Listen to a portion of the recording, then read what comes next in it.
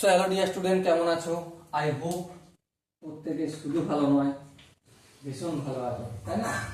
তো এখন আমরা একটা সময়, দূরত্ব ও কার্য এই চ্যাপ্টার একটা খুব সুন্দর অঙ্ক করব, যে অঙ্কটা আই হোপ স্ক্রিনের উপর দেখা যাচ্ছে। সো অঙ্কটা কি, আমরা প্রথমে মন দিয়ে পড়ে নিই। কি বলেছে দেখো, বলেছে যে দুটি ট্রেন একই দিকে যথাক্রমে 70 কিমি পার ঘন্টা এবং 50 কিমি পার ঘন্টা বেগে যাচ্ছে। বেশ, দ্রুতগামী ট্রেনটি অপেক্ষাকৃত ধীর গতির ট্রেনটির এক যাত্রীকে 36 সেকেন্ডে অতিক্রম করে। তাহলে দ্রুতগামী ট্রেনটির দৈর্ঘ্য কত? ভাই অল্প বুঝলাম না, মনের ওপর কিছু বুঝলাম না, আর একবার পড়বো তার জন্য। ওকে, চলো কি বলেছে দেখো। দুটি ট্রেন একই দিকে যাচ্ছে। সাপোজ মনে করো এই ট্রেনটা যাচ্ছে ডান দিক থেকে বাম দিকে। কতটা গতি নিয়েছে? এর গতি 70 কিমি পার আওয়ার। বেশ, সেম আরেকটা ট্রেন এই ডান দিক থেকে বাম দিক থেকে ডান দিকের দিকেই যাচ্ছে, মানে একই দিকে যাচ্ছে। এই ট্রেনটার গতি কত? এই ট্রেনটার গতি 50 কিমি পার আওয়ার। বেশ, বোঝা গেল। এবারে দেখো কোশ্চেনটা মন দিয়ে দ্বিতীয় লাইনটা পড়ে দেখো। দ্রুতগামী ট্রেনটি অপেক্ষাকৃত ধীর গতির ট্রেনটির এক যাত্রীকে 36 সেকেন্ডে অতিক্রম করছে। সাপোজ মনে করো এই জায়গায় একটা যাত্রী ছিল, ঠিক আছে?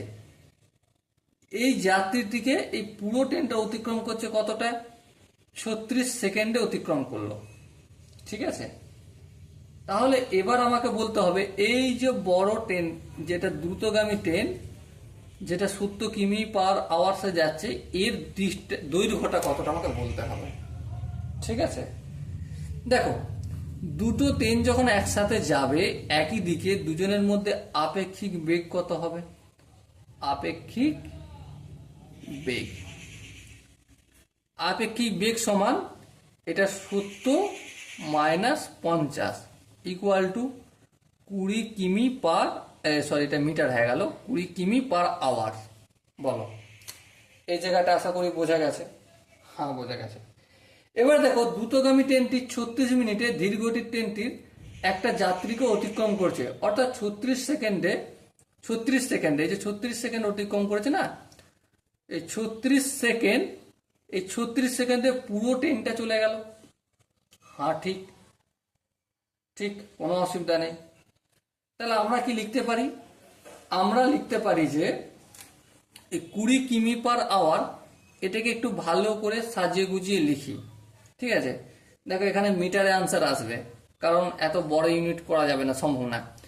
20 কিমি পার আওয়ার্স মানে 20 কিমিটাকে মিটারে যেতে গেলে আমাকে এই কিমি, হেমি, ডেকামি, মি দিয়ে গুণ করলাম, আর ডিভাইড বাই আওয়ার্স আছে, তার মানে কি ঘন্টা দিয়ে ভাগ আছে, এটা সেকেন্ডে কনভার্ট করতে গেলে 3600 দিয়ে ভাগ করে দেবো। তাহলে এত মিটার পার সেকেন্ড আমি কনভার্ট করে নিলাম। বলো, অসুবিধা রয়েছে কি? আশা করি অসুবিধা নেই। এবার একটা গল্প তোমাদের সাথে আমি করে দিই।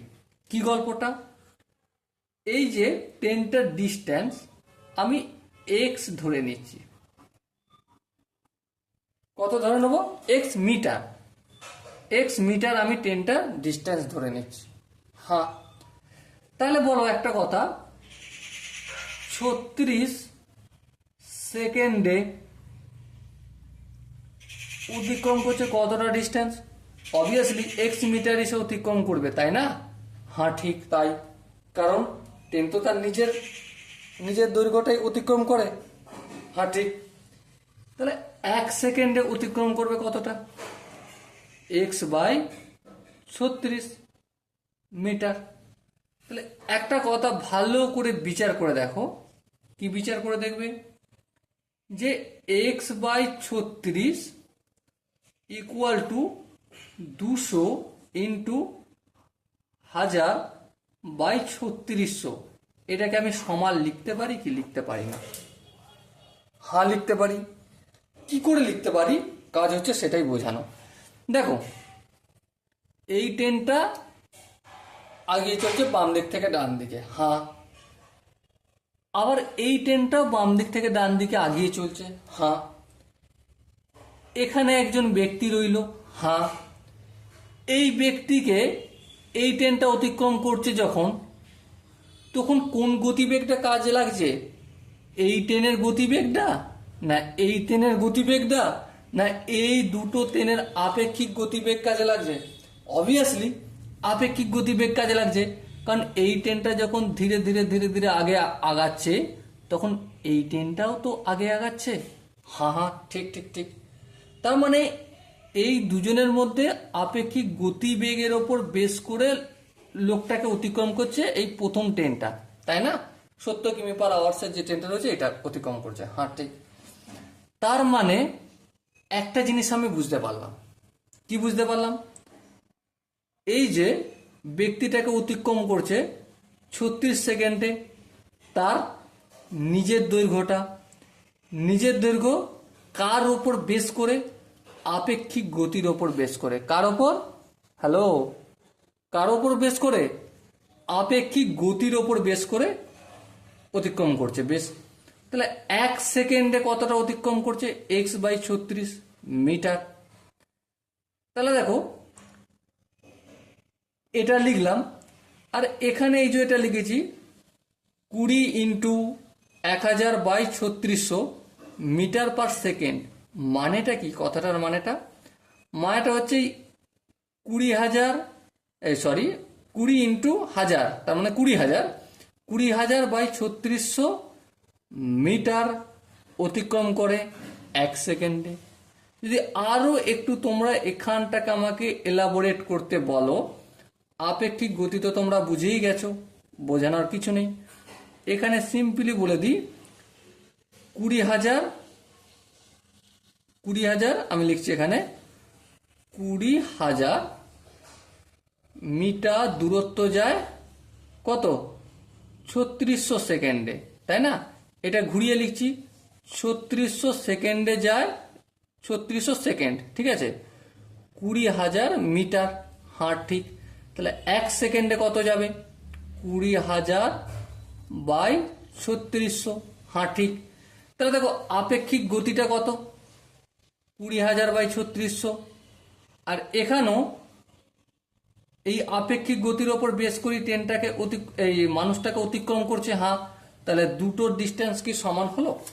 হ্যাঁ হলো। তাহলে এবারে বলো, এখানেও 1 সেকেন্ডে যেটা অতিক্রম করছে, নিশ্চয়ই এখানেও 1 সেকেন্ডে ততটাই অতিক্রম করবে, হ্যাঁ ঠিক। সেই জন্যই আমরা 1 সেকেন্ড অতিক্রম করেছে এটা আর এটা ইকুয়াল করলাম। বেশ, এবারে এক্সটাকে রাখলাম, 36টা ভাগ ছিল, অপরের সাইডে গেলে কি হয়ে যাবে? সিম্পলি গুণ হয়ে যাবে। এই গুণ করে দিলাম বাই 3600। এই শূন্য কাটলাম, এখানে একটা শূন্য দুটো শূন্য কাটলাম, এই 36 কেটে দিলাম। তাহলে 20 আর 10 গুণ করলে কত হয়? অবভিয়াসলি 200, কিন্তু ইউনিটটা হবে মিটার। আমরা অলরেডি মিটারে কনভার্ট করে নিয়েছি। ওকে, সো মাই ডিয়ার ওয়াটসন, এখানে যে 4টে অপশন ছিল 10 মিটার, 150 মিটার, 200 মিটার এবং নির্ণয় করা যাবে না, এর মধ্যে সঠিক অপশন কোনটা? অবশ্যই 200 মিটার। দেখো এখানে জানি আমি একটু তোমাদের সময় বেশি লাগিয়েছি শুধুমাত্র কনসেপ্ট ক্লিয়ার করার জন্য, আর কোনো কারণ নেই। টাইম লাগিয়েছি কনসেপ্টটা ক্লিয়ার করার জন্য ভালোভাবে, যাতে এই টাইপের আরো বিভিন্ন অঙ্ক বা কোশ্চেন আসলে আমাদের না প্রবলেম হয়, বুঝতে না অসুবিধা হয়। ওকে, চলো দেখা হচ্ছে পরের সেশনে। ততক্ষণ পর্যন্ত ভালো থেকো, সুস্থ থেকো এবং জয় হিন্দ।